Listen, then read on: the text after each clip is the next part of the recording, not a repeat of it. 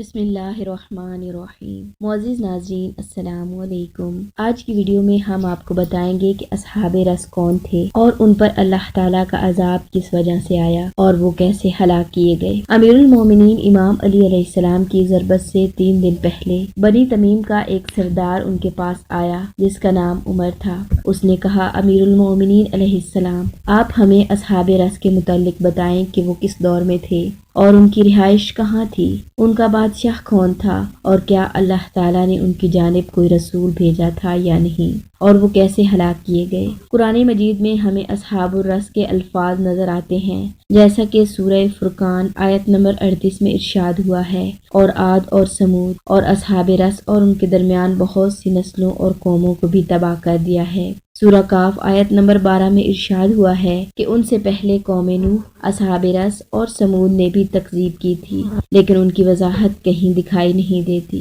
امیر المومنین امام علی علیہ السلام نے فرمایا، تم نے مجھ سے وہ بات پوچھی ہے جو اس سے قبل مجھ سے کسی نے نہیں پوچھی، اور میرے بعد تمہیں یہ بات کوئی نہیں بتائے گا، اور اگر کسی نے بتایا تو وہ مجھ سے سن کر بتا سکے گا۔ قرآن کی ہر آیت کو میں جانتا ہوں اور ہر آیت کی تفسیر جانتا ہوں، اور ہر آیت کے متعلق یہ بھی جانتا ہوں کہ وہ میدان میں نازل ہوئی یا پہاڑ میں اتری، اور رات کو اتری یا دن کو نازل ہوئی۔ امام علیہ السلام نے اپنے سینے اقدس کی طرف اشارہ کیا اور فرمایا، یہاں بہت زیادہ علم موجود ہے، لیکن علم کے طلبگار کم ہیں، اور عنقریب مجھے کھو کر وہ پچھتائیں گے۔ اے بنی تمیم سے تعلق رکھنے والے سنو، ان کا قصہ یہ ہے کہ یہ لوگ وہ قوم تھے جو صنوبر کے درختوں کی عبادت یعنی پوجا کرتے تھے، اور اس درخت کو شاہ درخت کہا جاتا تھا۔ یافس بن نوح نے ایک چشمہ کے کنارے اس درخت کو کاشت کیا تھا۔ چشمہ کا نام دوشاب تھا۔ یہ چشمہ بھی طوفان کے بعد جاری ہوا تھا، اور انہیں اصحاب رس کہنے کی وجہ یہ ہے کہ انہوں نے زمین میں فساد برپا کر رکھا تھا، اور یہ لفظ رس بینہم سے مشتق ہے جس کے معنی فساد برپا کرنے کے ہیں۔ یہ لوگ سلیمان بن داؤد کے بعد خوب پھلے اور پھولے۔ ایک دریا کے کنارے پر ان کی 12 بستیاں تھیں، اور انہی لوگوں کی وجہ سے دریا کو دریائے رس کہا جاتا تھا،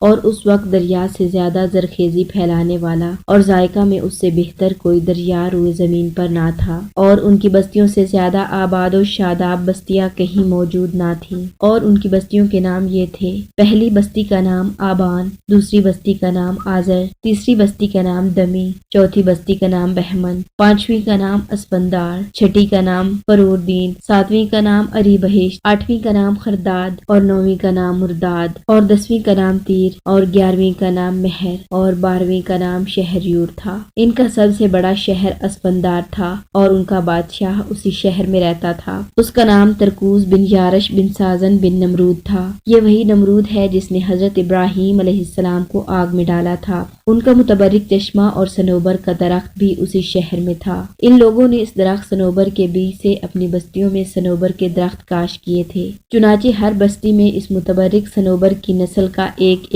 درخت موجود تھا۔ ہر بستی والوں نے اپنے درخت کی خوب حفاظت کی، چنانچہ وہ بہت بڑے درخت بن گئے، اور ان لوگوں نے دریا اور چشمہ کا پانی اپنے اور اپنے جانوروں کے لیے حرام قرار دیا تھا، اور وہ کہتے تھے، یہ پانی ہمارے خداؤں کی زندگی ہے، اسی لیے کسی کو یہ حق حاصل نہیں کہ وہ ہمارے خداؤں کی زندگی میں کچھ مداخلت کرتے ہوئے اس میں کمی کرے، اور اگر کوئی اس پانی کو خود پیتا یا ان جانوروں کو پلانے کی جسارت کرتا تو وہ اسے قتل کر دیتے تھے۔ وہ لوگ ہر ماہ ایک بستی میں عید مناتے تھے، اور اس عید کی خوشیاں منانے کے لیے باقی بستی والے بھی اس بستی میں آ جاتے تھے، اور صنوبر کے درخت کے نیچے جمع ہو کر خوب ڈھول بجاتے اور خوشیاں مناتے تھے، اور وہ درخت پر ایک کپڑا لٹکایا کرتے تھے جس پر مختلف جانداروں کی تصویریں بنی ہوئی ہوتی تھی۔ پھر درخت دیوتا کو خوش کرنے کے لیے اس کے نیچے گائے بکریاں لا کر ذبح کرتے تھے، اور درخت کے نیچے آگ جلاتے تھے، اور جب جانوروں کی چربی کی خوشبو دھوئیں کے ساتھ بلند ہوتی اور دھوئیں کی وجہ سے آسمان دکھائی نہیں دیتا تو وہ درخت کے آگے سجدہ ریز ہو جاتے اور خوب رو رو کر اس سے درخواست کرتے کہ وہ ان سے راضی ہو جائے۔ چنانچہ شیطان آ کر درخت کی ٹہنیاں ہلاتا اور بچے کی سی آواز نکال کر کہتا،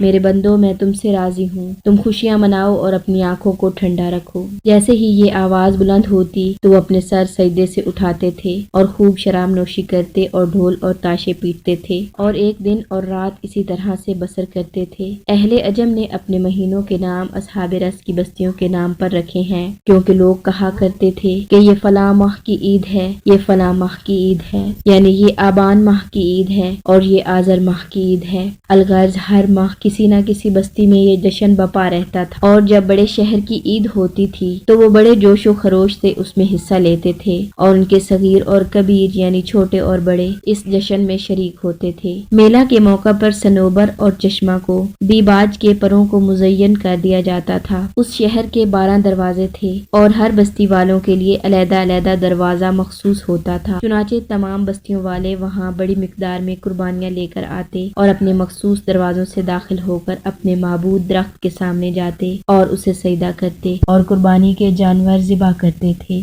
اس وقت ابلیس وہاں پہنچ کر درخت صنوبر کو زور زور سے ہلا کر درخت کے تنے سے بلند آواز میں گفتگو کرتا اور انہیں رجز اور توبیخ یعنی ڈانٹ ٹپٹ اور لعنت ملامت کرتا اور انہیں امیدیں دلاتا۔ الغرض باقی شیاطین کے وعدہ و وعید سے وہ کہیں زیادہ انہیں امیدیں دلاتا۔ اس کی آواز سن کر وہ سجدہ سے سر اٹھاتے اور بڑے خوش ہوتے اور خوشی کے اظہار کے لیے خوب ڈھول پیٹتے اور تاشے بجاتے، اور یوں یہ جشن پورے 12 دن جاری رہتا تھا۔ 12 دن جشن منانے کے بعد وہ اپنے اپنے گھروں کو چلے جاتے۔ ایک طویل عرصہ تک یہ کفر جاری رہا اور غیر اللہ کی عبادت ہوتی رہی۔ آخرکار اللہ تعالیٰ نے یہودا بن یعقوب کی نسل میں سے ایک نبی کو ان کے پاس بھیجا، جو ایک عرصہ تک ان میں قیام پذیر رہا اور انہیں عبادت خدا اور معرفت ربوبیت کی دعوت دیتا رہا، مگر وہ لوگ اپنے کفر سے باز نہ آئے اور کسی نے ان کی پیروی نہ کی۔ جب نبی نے ان کی گمراہی کی شدت کو دیکھا تو انہیں یقین ہو گیا کہ یہ لوگ راہ راست پر نہیں آئیں گے۔ پھر وہ ان کی بڑی عید پر گئے اور بارگاہ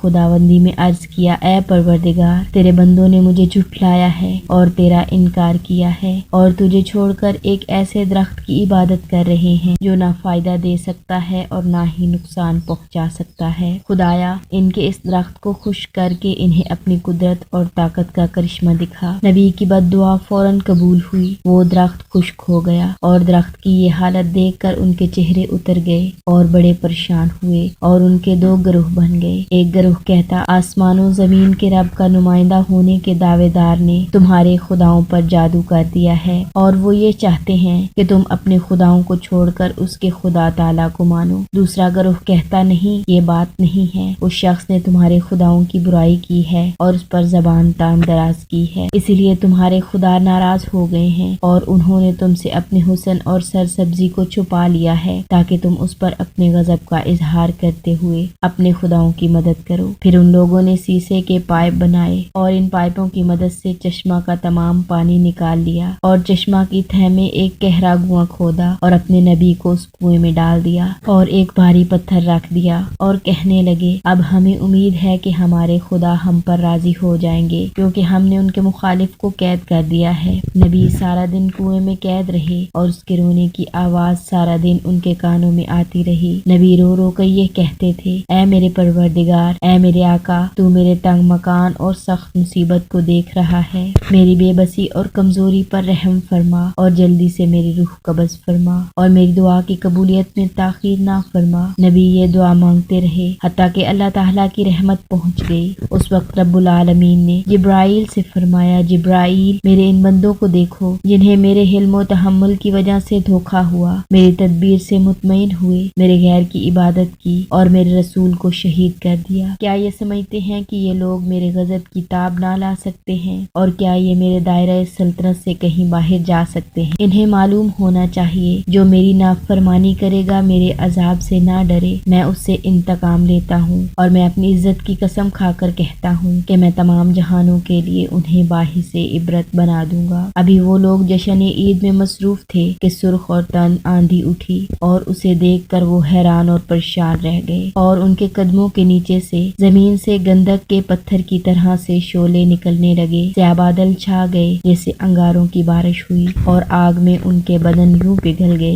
جیسا کہ سکہ آگ میں پگھل جاتا ہے۔ آخر میں اللہ تعالیٰ سے دعا ہے کہ اللہ تعالیٰ ہمیں ایمان عطا فرمائے اور اس ایمان پر قائم رہنے کی توفیق عطا فرمائے۔ ہم اللہ تعالیٰ کے غیظ و غضب اور نزول عذاب سے پناہ چاہتے ہیں۔ معزز ناظرین، مزید ایسی معلوماتی ویڈیو دیکھنے کے لیے ہمارے چینل کو سبسکرائب کریں۔ اللہ حافظ۔